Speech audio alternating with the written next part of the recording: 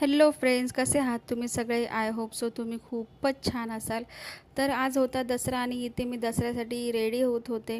तर हा आजचा माझा लूक होता. मला ॲक्च्युली साडी गुजराती नेसायची होती पण नाही झाली.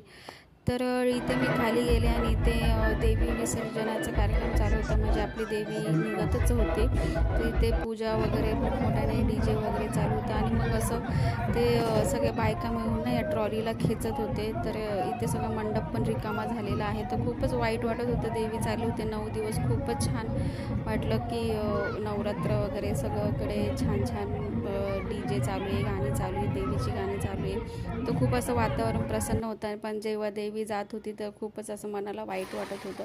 माझ्या डोळ्यातनं जरा थोडेफार अश्रू येत होते, पण मी आता कंट्रोल केलं सगळं स्वतःला. नंतर घरी आलो, मग थोडंफार इन्स्टाचे रील्स वगैरे बनवले. तर असा होता आजचा दिवस. तर ठीक आहे, चला बाय आणि तुमची काळजी घ्या.